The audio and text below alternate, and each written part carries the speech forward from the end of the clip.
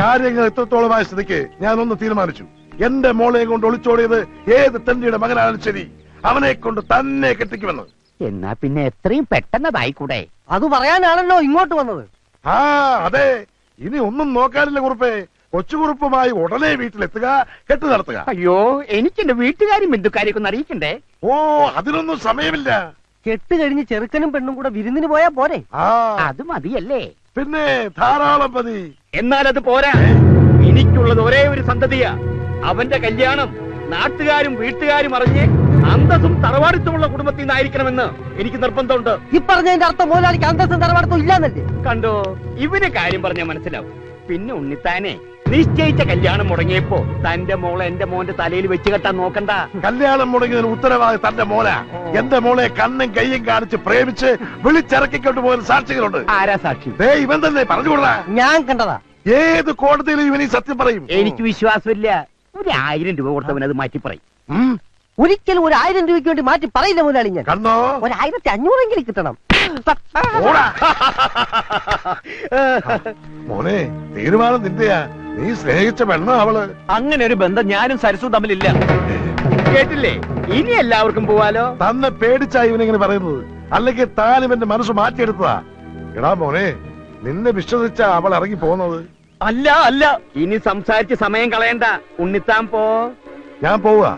പക്ഷെ ഒരു കാര്യം, എന്റെ മകൾക്കൊരു മംഗല്യമുണ്ടെങ്കിൽ അത് തന്റെ മകനുമായിട്ടായിരിക്കും. ഇന്നല്ലെങ്കിൽ നാളെ ഈ കല്യാണം ഞാൻ നടത്തും. ഉറപ്പാ. പാലത്തെങ്കിൽ കുറിപ്പ് ജീവിച്ചിരിപ്പുണ്ടെങ്കിൽ അത് നടക്കില്ല. ഉറപ്പ്. ഇത് കുറിപ്പിന്റെ ഉറപ്പല്ല, ഈ ഉണ്ണിത്താന്റെ വെല്ലുവിളിയാ. നോക്കിക്കോ.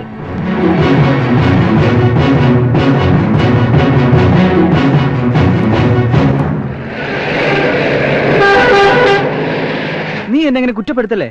ഞാൻ അവിടെ എത്തിയതാ. അവിടുത്തെ ബഹളം കണ്ടപ്പോ ഞാനാകെ പേടിച്ചു പോയടാ. ഉണ്ണിത്താനെക്കാട്ടിലും എന്തുകൊണ്ട് മുന്നിൽ നിൽക്കുന്ന കുറുപ്പിന്റെ മകനായ നിന്നോട് പെരുമാറിയത് ഇങ്ങനെയാണെങ്കിൽ പിന്നെ എന്റെ കാര്യം പറയണോ? ആ നിമിഷം തല്ലിക്കൊന്ന് റെയിൽവേ ട്രാക്കിൽ ഇട്ടേനെ. എന്തായാലും ആ കല്യാണം മുടങ്ങിയല്ലോ, സമാധാനമായി. നിന്നോട് എനിക്ക് നന്ദിയുണ്ടാ. നന്ദി? ഇപ്പൊ പുലിവാലി പിടിച്ചത് ഞാനാ. എന്റെ ജീവിതമല്ലേ തൊലഞ്ഞത്. ഞാൻ അവളെ പ്രേമിച്ച് വഞ്ചിച്ചു എന്ന് നാട് മുഴുവൻ പാട്ടാ. എല്ലാവരോടും സത്യം തുറന്ന് പറയാൻ പോവാ ഞാൻ. വേണ്ടടാ, അറിഞ്ഞ എന്നെ അറിയിക്കാതിരുന്ന നിന്റെ പെണ്ണെ ഞാൻ കെട്ടേണ്ടി വരും. എന്നെ കൊണ്ട് കെട്ടിക്കുന്ന വെല്ലുവിളിച്ചാ ഉണ്ണിത്താൻ പോയിരിക്കണേ. അങ്ങനെയൊന്നും സംഭവിക്കില്ല. അയാൾ കെട്ടിക്കാൻ വരുമ്പോ ഞാനങ്ങോട്ട് നിന്നു കൊടുക്കല്ലേ. എന്താ നാണക്കേടുന്ന് രക്ഷപ്പെടാൻ ഒരു മാർഗം? എല്ലാം ഒന്ന് കലങ്ങി തെളിയും വരെ എങ്ങോട്ടെങ്കിലും മുങ്ങിയാലോ എന്ന് ആലോചിക്കാം. അത് നല്ലതാ. പക്ഷെ നിന്റെ അച്ഛൻ അച്ഛന്റെ സമ്മതം കിട്ടിയിട്ട് അക്കാര്യം ചിന്തിക്കേ വേണ്ട. പറയാതെ മുങ്ങ, അത്ര തന്നെ. ബാംഗ്ലൂർക്ക് വിട്ടാലോ? ബാംഗ്ലൂരോ? അവിടെ ആരാ ഉള്ളേ? ഞാൻ പറഞ്ഞിട്ടില്ലേ എന്റെ ഇന്റിമേറ്റ് ഫ്രണ്ട് അനിയൻകുട്ടിയെ കുറിച്ച്. എന്റെ കൂടെ കോളേജിൽ പഠിച്ച. ഓ, കാർത്തിക്. അച്ഛനും അമ്മയും സ്റ്റേറ്റ്സ്. ഒരേ ഒരു മകൻ. Super setup. മൊത്തത്തിൽ അവൻ അവിടെ അടിച്ചു പൊളിക്കാം. അപ്പച്ചൻ പോയ പിന്നെ ഭക്ഷണ ഹോട്ടലിൽ നിന്നാ. ഇവിടുത്തെ എല്ലാ കാര്യങ്ങളും നോക്കുന്ന അപ്പച്ചനാ. എന്റെ ഓരോ ഗേൾ ഫ്രണ്ട്സിന്റെ ഫോൺ നമ്പർ അപ്പച്ചന് ബൈഹാത്താ. ഗേൾ ഫ്രണ്ട്സിന്റെ കാര്യത്തിലൊക്കെ അപ്പച്ചൻ ഇടപെടും. പിന്നെ സത്യത്തിൽ എന്റെ മിക്ക ലൈനുകളും ക്ലിയർ ആക്കി തരുന്ന അപ്പച്ചനാ. ഞങ്ങള് കൂട്ടുകാരെ പോലെ. നല്ല അപ്പച്ചൻ. അപ്പച്ചനായിരിക്കും.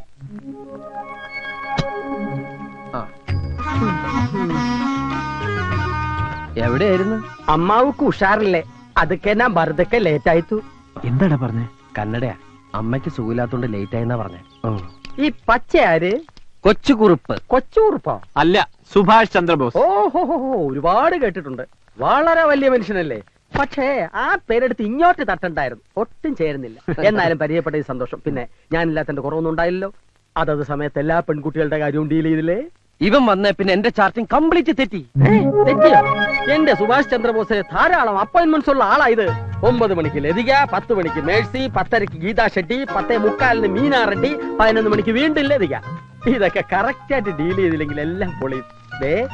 ഇത് കണ്ടോ, ഓരോ പെൺപിള്ളേരുടെ നമ്പറുകളാ. ഇതൊക്കെ ഓർത്തോർത്ത് ഹാൻഡിൽ ചെയ്യാൻ ഇവന് ഞാൻ മാത്രമേ ഉള്ളൂ. ആ മേഴ്സി എടുത്തോ. Hello Mercy. മേഴ്സിയോ? എനിക്ക് എന്റെ മേഴ്സിൽ അത് വേറെ ആരാ ഉള്ളത്? ഞാൻ ലതികയാ. അയ്യോ, ഞാൻ നിന്നെ മേഴ്സി എന്ന് വിളിച്ച മനഃപൂർവ്വ. മേഴ്സി എന്ന് വെച്ച എന്താർത്ഥം? കരുണ. നീ കരുണുള്ളവളല്ലേ? ഞാൻ ഇനി മുതൽ നിന്നെ അങ്ങനെ വിളിക്കൂ. അല്ല, ഞാൻ നിന്നെ കരുണാന്ന് വിളിക്കണോ മേഴ്സി എന്ന് വിളിക്കണോ? മേഴ്സി. ഓക്കെ ഇനി എങ്ങനെ വിളിക്കൂ? വെറും പഞ്ചാര വർത്തമാനമേ ഉള്ളൂ, ഒരു ഗുണവും ഇല്ല. ഷുവർ. ബാക്കിയുള്ളതിനൊന്ന് കൊത്താനും Bye സമ്മതിക്കില്ല. bye. ആ. ഇതുപോലെ ഒരു അപ്പച്ചനെ കിട്ടിയത് നിന്റെ ഭാഗ്യം.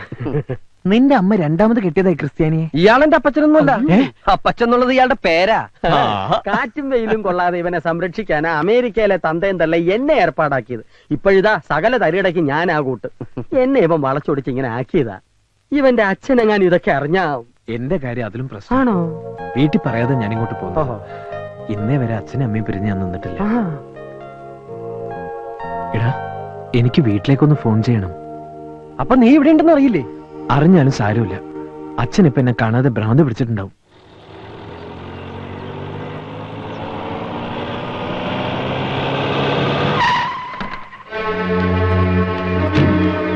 ഉണ്ണിത്താനെ ഇറങ്ങി വാടോ. അല്ല, ഇതാര് കുറിപ്പോ? അപ്പൊ തനിക്ക് വീണ്ടും വിചാരം ഉണ്ടായല്ലേ? എനിക്കറിയായിരുന്നടോ തന്റെ മോന് വേണ്ടി താൻ എന്റെ കാല് പിടിക്കാൻ വരുമെന്ന്. വാ, അകത്തോട്ടിരിക്കാം, എന്നിട്ട് ബാക്കി കാര്യങ്ങൾ സംസാരിക്കാം. ഞാൻ തന്റെ സൽക്കാരം സ്വീകരിക്കാനും കാല് പിടിക്കാനും വന്നതല്ല.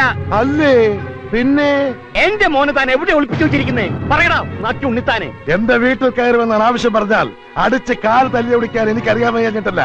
എന്റെ മോൻ അമ്മായിയച്ഛന്റെ കാല് തല്ലി ഒടിച്ചു എന്ന പദവി എനിക്ക് വേണ്ടാച്ചിട്ടാ. അയ്യടാ, ആ പൂജ അങ്ങ് മനസ്സിൽ വെച്ചാ മതി. മര്യാദയ്ക്ക് എന്നെ മോനെ വിട്ടു തരുന്നില്ലയോ? ഇവിടെ കിടന്ന് ഒച്ച ഉണ്ടാക്കരുത്. ഇവിടെ ചോദിക്കാനും പറഞ്ഞ ആണുങ്ങളുണ്ട്. തന്റെ മോനെ ഞങ്ങളെ മോളെ കൊണ്ട് പിടിച്ചങ്ങ് കെട്ടിച്ചു. താൻ എന്തോ ചെയ്യും? ഇതൊക്കെ പറഞ്ഞാ പോലെ പ്രവർത്തിക്കുന്നു. പോടാ, അപ്പൊ കെട്ടിച്ചു കഴിഞ്ഞു അല്ലേ? അതെ, പിടിച്ചു കെട്ടിച്ചു. ഞാൻ രണ്ടുപേരെയും കാശ്മീരിലേക്ക് ഹണിമൂൺ അയച്ചിരിക്കുക. അത് കഴിഞ്ഞ് സ്വിറ്റ്സർലാൻഡ് വഴി ഉഗണ്ടായി ചെന്ന് പ്രസവമൊക്കെ കഴിഞ്ഞിട്ടേ വരൂ. താൻ കൊണ്ടുപോയി കേസ് കൊടുക്കും ഞാൻ. ഇതിന്റെ പേരിൽ ഉണ്ണിത്താൻ കോടതി വരാൻ കയറി ഇറങ്ങും. എന്റെ വീട് പണയം വെച്ചിട്ടായാലും ശരി, തന്നെ ഞാൻ അഴി എണ്ണിക്കും. നോക്കിക്കോ. പ്രേമിച്ചിട്ടില്ല, ഒളിച്ചോടിയതല്ല എന്നൊക്കെ പറഞ്ഞ് അവൻ നമ്മുടെ മുമ്പിൽ നാടകം കളിക്കായിരുന്നു. പ്രസവം ഉഗാണ്ടയിൽ വെച്ചാണെന്ന്. ഉഗാണ്ടയിലോ? അവനിപ്പോ എവിടെയുണ്ട്? അവൻ പോയിരിക്കാടി ഹണിമൂണിന് കാശ്മീരിലേക്ക്. നമുക്ക് പോലീസ് പരാതി കൊടുത്താലോ? ഹണിമൂണിന് കാശ്മീരിലേക്ക് പോയതിനോ? അതല്ല മനുഷ്യ, അവനെ കാണാനില്ലെന്നും പറഞ്ഞ്.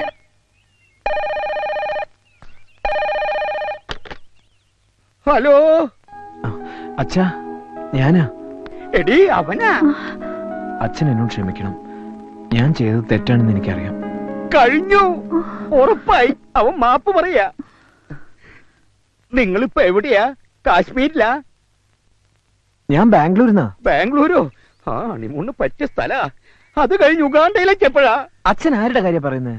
എന്നാലും ആ ഉണ്ണിത്താന്റെ മുമ്പിൽ നീ എന്നെ തോൽപ്പിച്ച് കളഞ്ഞല്ലോ. ആട്ടെ, സരസുവിന് സുഖാണോ? സരസോ? അപ്പൊ സരസുവായിട്ടല്ലേ നീ പോയത്? സരസുവിനെ കെട്ടാതിരിക്കാനല്ലേ ഞാൻ ഇങ്ങോട്ട് പോകുന്നത്. അച്ഛന് വട്ട എന്നാ തോന്നുന്നു. ഞാൻ കേട്ടു, വട്ട് നിന്റെ തന്തയ്ക്കാടാ. സ്വന്തം മകന്റെ തന്തയ്ക്ക് വിളിക്കുന്ന തന്ത. അച്ഛാ, ഞാൻ അനിയൻകുട്ടിയാണ്. അവിടുന്ന് വേറൊരുത്തിന് അച്ഛാന്ന് വിളിക്കണു. നീ ആരാ മോനെ? ഏത് വകുപ്പാ? ഞാൻ കൊച്ചുറുപ്പിന്റെ സുഹൃത്താ, ഇന്റിമേറ്റ് ഫ്രണ്ടാണ്. എന്റെ വീട്ടിൽ ഇവൻ സുഖമായിട്ട് ഇരിപ്പുണ്ട്. അച്ഛൻ ഒന്നുകൊണ്ട് പേടിക്കണ്ട. നിനക്ക് പെങ്ങന്മാരും വല്ലവരും ഉണ്ടോ? ഞാൻ ഒറ്റ മോനാ. അവിടെ വേലക്കാരി ഉണ്ടോ? തെറ്റിദ്ധരിക്കല്ലേ, അവന്റെ ജാതകത്തിൽ ഒരു ഒളിച്ചോട്ടം പറഞ്ഞിട്ടുണ്ടേ. ഇവിടെ പെണ്ണുങ്ങളാരും ഇല്ല, ഞങ്ങള് മാത്രമേ ഉള്ളൂ. ഞങ്ങൾ ഇവിടെ കുറച്ചു ദിവസം അടിച്ച് പൊളിക്കാൻ പോവാ. അടിച്ചു പൊളിക്കാനോ? നീ അവന്റെ ഫോൺ കൊടുത്തേ. കൊടുത്തേ. ഹലോ. തൽക്കാലം നീ മാറുന്നത് നന്നായി. പക്ഷേ അവന്റെ കൂടെ അടിക്കാനും പൊളിക്കാനും ഒന്നും നടക്കണ്ട. നിന്റെ അഡ്രസ് ഒന്ന് പറഞ്ഞേ. Address house number 33 6th Avenue, Gowda street, ബാംഗ്ലൂരാ. എന്നാ എന്റെ പൊന്നുമോൻ ഫോൺ വെച്ചോ. വെറുതെ അവനെ തെറ്റിദ്ധരിച്ചു. പക്ഷേ അവനോട് ഒറ്റയ്ക്കാണെന്ന് അറിഞ്ഞപ്പോ പേടി കൂടി. അവന്റെ കൂട്ടുകാരുടെ അടിച്ചുപൊളിക്കാരനാ. നമ്മുടെ മോൻ വഴിതെറ്റാൻ ആ കൂട്ടുകാരൻ ഒരുത്തം മതി. നാടും വീടും വിട്ട് ശീലമില്ലാത്ത കുട്ടിയാ. ബാംഗ്ലൂരിലെ നമ്മുടെ മേനോനെ ഒന്ന് വിവരം അറിയിച്ചാലോ? മേനോന്റെ ഒരു കണ്ണുണ്ടാവും. കണ്ണു മാത്രമാക്കണ്ട, അവൻ ഇനി മേനോന്റെ വീട്ടിൽ താമസിച്ചാ മതി. അവിടെ ഒരു പെൺകുട്ടിയില്ലേ? ഉണ്ട്, മേനോന് ഒറ്റ മോളാ. അവിടെ താമസിച്ച അങ്ങനെ വല്ലതും സംഭവിച്ചാ എനിക്ക് സന്തോഷായിടി. മേനോൻ എനിക്ക് സൂചിപ്പിച്ചിട്ടുള്ളതാ. അവര് തമ്മിൽ ഇഷ്ടപ്പെട്ട ബാംഗ്ലൂര് വെച്ച് കെട്ട്. അത് കേട്ട് ഞെട്ടി ആ ഉണ്ണിത്ത മേലോട്ട് നോക്കി വായും പൊളിച്ച് നിൽക്കുന്നത് എനിക്കൊന്ന് കാണണോടി. എന്നാ സമയം കണ്ട എന്നെ വിളിക്ക്.